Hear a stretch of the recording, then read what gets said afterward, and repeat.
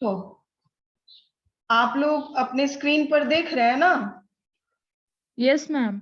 हाँ, मैं कक्षा यस में मैम। हाँ, मैं कक्षा में इसे नहीं पढ़ाई हूँ, लेकिन मैं आज लेखक परिचय जो आपका पाठ पढ़ने से पहले इसकी जानकारी होनी चाहिए थी, लेकिन मैं जानबूझकर इसको रखे हुए थी कि आपको मैं फिर बताऊंगी। तो लेखक परिचय आज आप देखिए, स्वयं प्रकाश पाठ 1 है ना? देखिए, इनका जन्म हुआ, अगर किसी के पास पुस्तक है ना है, मैं स्क्रीन से निकाल ली हूँ यहाँ पर, और लेसन भी है, आप अच्छे से यहाँ से देख सकते हैं, पढ़ सकते हैं। देखिए, स्वयं प्रकाश का जन्म सन 1947 में इंदौर मध्य प्रदेश में हुआ। मैकेनिकल इंजीनियरिंग की पढ़ाई करके एक औद्योगिक प्रतिष्ठान में नौकरी करने वाले स्वयं प्रकाश का बचपन और नौकरी का बड़ा हिस्सा राजस्थान में बीता। देखिए, पेशे से क्या थे? पढ़ाई से ये मैकेनिकल इंजीनियरिंग है। मैकेनिकल इंजीनियरिंग की पढ़ाई दैट मीन्स मशीनरी की पढ़ाई। ये इंजीनियरिंग पढ़कर लोग बड़े बड़े मशीनरीज बनाने का काम करते हैं, रिपेयरिंग का काम करते हैं। जैसे आप देख सकते हैं, रेल का डब्बा बनाना, इंजन बनाना, और भी बहुत सारी चीजें हैं। बहुत सारी चीजें क्या, हर चीज मशीन पर अब डिपेंड है। तो मैकेनिकल इंजीनियरिंग की पढ़ाई की इन्होंने, और औद्योगिक प्रतिष्ठान कहते हैं इंडस्ट्रियल जॉब को। कोई इंडस्ट्री में, कंपनी में इनको नौकरी लगी, है ना? बचपन और नौकरी का बड़ा हिस्सा राजस्थान में बीता। फिलहाल स्वैच्छिक सेवानिवृत्ति, स्वैच्छिक, हाँ, अपनी इच्छा के अनुसार, स्वजोड़ इच्छा, अपनी इच्छा के अनुसार सेवानिवृत्ति के बाद वे भोपाल में रह रहे हैं और वसुधा पत्रिका के संपादन से जुड़े हैं। इन पंक्तियों को देखने से क्या लग रहा है कि लेखक अभी हमारे बीच हैं। 8वें दशक में उभरे स्वयं प्रकाश आज समकालीन कहानी के महत्वपूर्ण हस्ताक्षर हैं। 8वें दशक में, इसको कहते हैं 1980। 8वें दशक, तो 8वां दशक क्या होगा? दशक 10 हो गया और 8वां 80 हो गया। 1980 के दशक के ये लेखक माने जाते हैं। उनके 13 कहानी संग्रह प्रकाशित हो चुके हैं, जिनमें देखिए आपके स्क्रीन पर है, सूरज कब निकलेगा, आएंगे अच्छे दिन भी, आदमी जात का आदमी, और संधान उल्लेखनीय है। उनके बीच में विनय और ईंधन उपन्यास चर्चित रहे हैं। उन्हें पहल सम्मान, बनमाली पुरस्कार, राजस्थान साहित्य अकादमी पुरस्कार आदि पुरस्कारों से पुरस्कृत। ये जितने भी पुरस्कार आप देख रहे हैं ना, ये राजस्थान द्वारा, राजस्थान के सरकार द्वारा इन्हें प्राप्त हुआ है। ये नामकरण से ही पता चलता है कि ये राजस्थानी पुरस्कार है। मध्यवर्गीय जीवन के कुशल चितेरे स्वयं प्रकाश की कहानियों में वर्ग शोषण के विरुद्ध चेतना है। वर्ग शोषण समझ रहे हैं ना? किसी खास वर्ग का किसी खास वर्ग के द्वारा शोषण करना वर्ग शोषण कहलाता है, और इनकी लेखनी उसी के विरुद्ध चली है। तो हमारे सामाजिक जीवन में जाति, संप्रदाय और लिंग के आधार पर हो रहे भेदभाव के खिलाफ प्रतिकार का स्वर है। अब देखिए, हमारे समाज में बहुत तरह की विसंगतियां हैं, है ना? कहीं आप जात पात की लड़ाई देखते होंगे, और मैं अगर सच बताऊं तो जातिगत विभेद भारत की प्रगति में बहुत बड़ी बाधा खड़ा कर रही है, और ये पढ़े लिखे लोगों और साक्षर निरक्षर सभी लोगों के बीच जाति भेदभाव काफी भारत में देखा जाता है। कैसे ये समाप्त होगा, ये तो एक बड़ा प्रश्न चिन्ह है, क्योंकि हर जगह अपनी जाति के प्रति एक खास झुकाव और लगाव लोगों में देखने को मिलता है, और ऐसे में जो दूसरे जाति के हैं वो अगर सक्षम भी हैं तो उन्हें पीछे छोड़ दिया जाता है।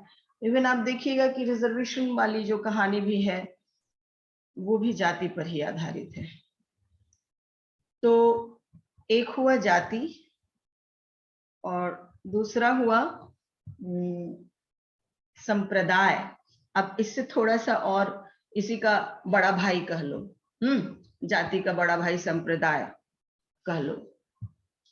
ये सब हमारे समाज के नासूर हैं। अभी आप क्या देख रहे होंगे?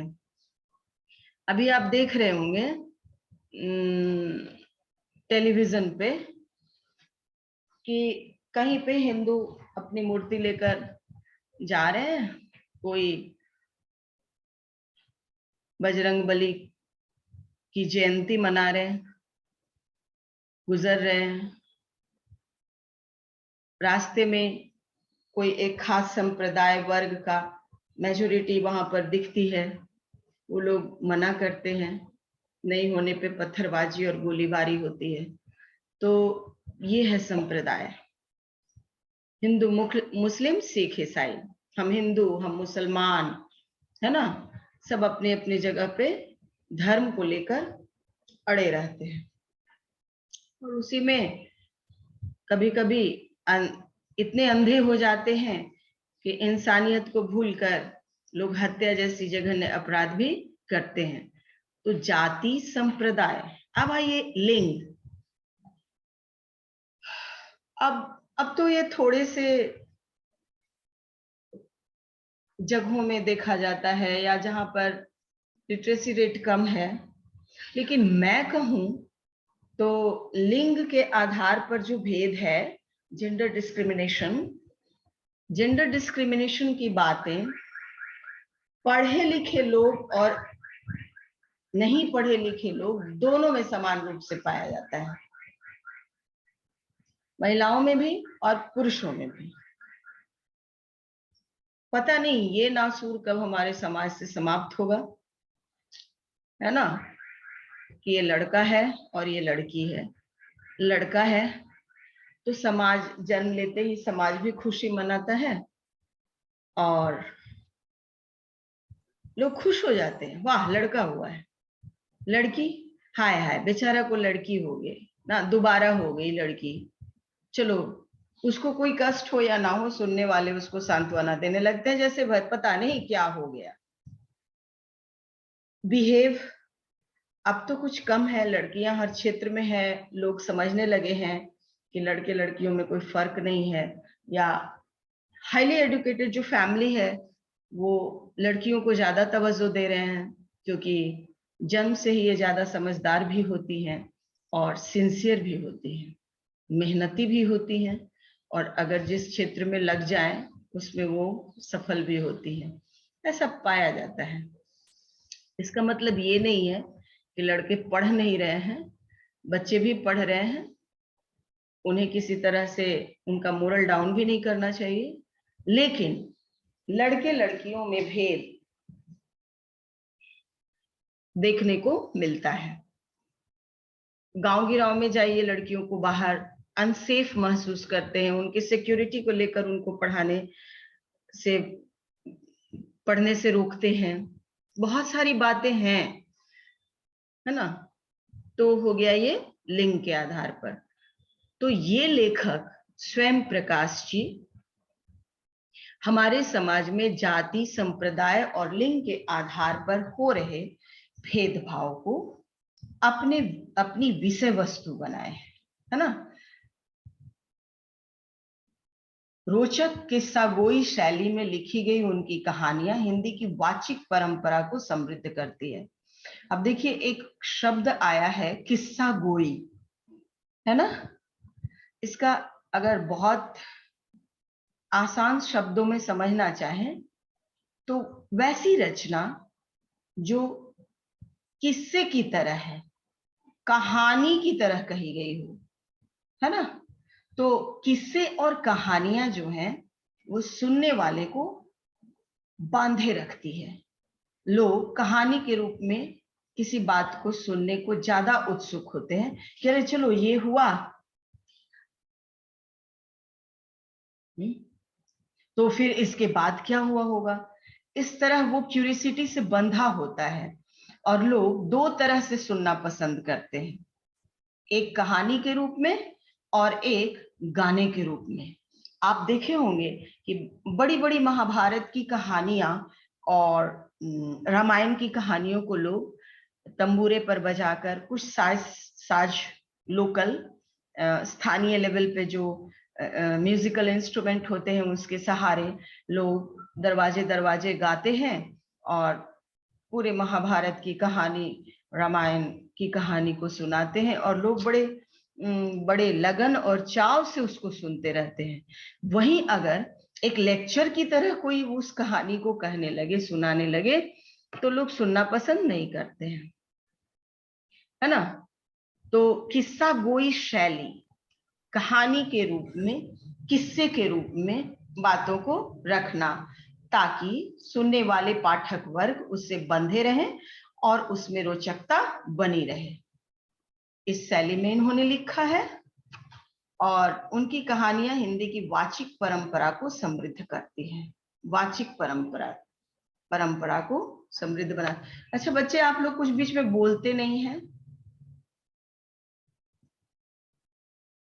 सृष्टि, शशि, Yes, ma'am. रोहिणी, ये समझ रहे हैं आप लोग? Yes, ma'am. Yes ma'am. लेखक का नाम बताइए। स्वयं स्वयं प्रकाश। प्रकाश। हाँ हाँ, सोइएगा नहीं। इतना देर में हल्का फुल्का आप लोग नाश्ता भी कर लिए होंगे और अपनी एनर्जी को भी बनाए रखिए। अब आइए, लेखक परिचय हुआ। अब नीचे क्या है जरा बताओ तो निशा राज। अब जो स्क्रीन पर दिख रहा है वो क्या है बेटा, बताओ निशा। Yes ma'am. स्क्रीन पे अब क्या दिख रहा है? लेखक परिचय के बाद कुछ पंक्तियां और दिख रही हैं, इसे क्या कहा जाए? हाँ बोलिए। मैम ये पढ़ना है? नहीं नहीं, ये है क्या?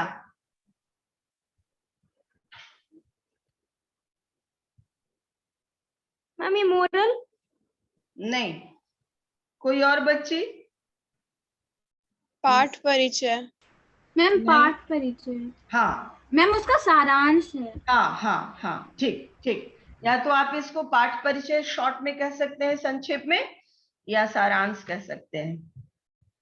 ठीक है ना बेटा? अब देखिए, Yes, जो ma'am. हम आगे पढ़ने जा रहे हैं, कम शब्दों में उसकी एक झलक ही पाठ परिचय होता है, या सारांश, निचोड़, जो भी कह सकते हैं आप। इतने शब्दों में से कुछ भी कह सकते हैं। चारों ओर सीमाओं से घिरे भूभाग का नाम ही देश नहीं होता। देश बनता है उसमें रहने वाले सभी नागरिकों, नदियों, पहाड़ों, पेड़ पौधों, वनस्पतियों, पशु पक्षियों से, और इन सब से प्रेम करने तथा इनकी समृद्धि के लिए प्रयास करने का नाम देशभक्ति है।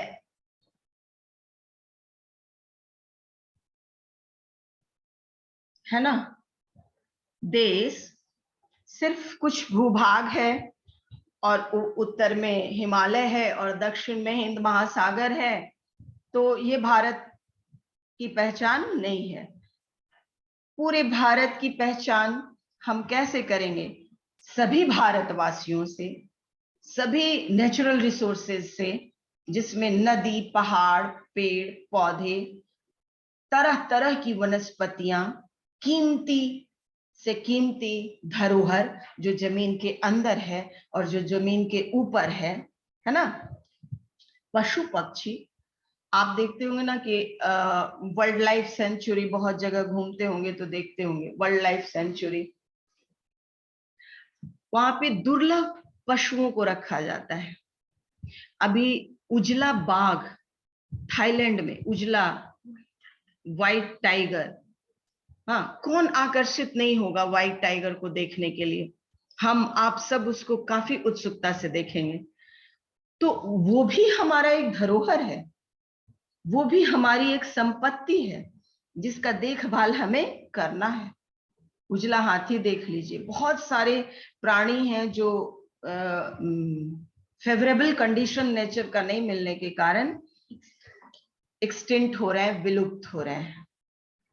तो उन्हें भी हमें बचाना है, उनसे भी हमें प्रेम करना है, पशु पक्षियों से भी प्रेम करना है। पक्षियों में देखिए एक से एक दुर्लभ पक्षियां हैं जिनकी खूबसूरती, जिनमें भरा गया रंग, ईश्वर को अगर सैकड़ों बार धन्यवाद दीजिए तो भी कम है जो ईश्वर ने बनाया। तो उसकी भी सुरक्षा करनी है। हमारी नदियां, है ना, हम फौज खड़ा कर लेते हैं और हम सुरक्षित हैं, बस इतना ही देश नहीं होती है। हमारी नदियां, कल कल करती वो धारा, गंगा की पवित्र धारा पूरे विश्व में नहीं है बच्चों। गंगा नदी जैसा नदी पूरे विश्व में नहीं है। आप देख लो, गंगा नदी के जल को एक बोतल में रख कर देख लो, वर्षों वर्षों तक उसमें कीड़े फफूंदे नहीं आते हैं। ऐसी नदी कहीं विश्व में नहीं है।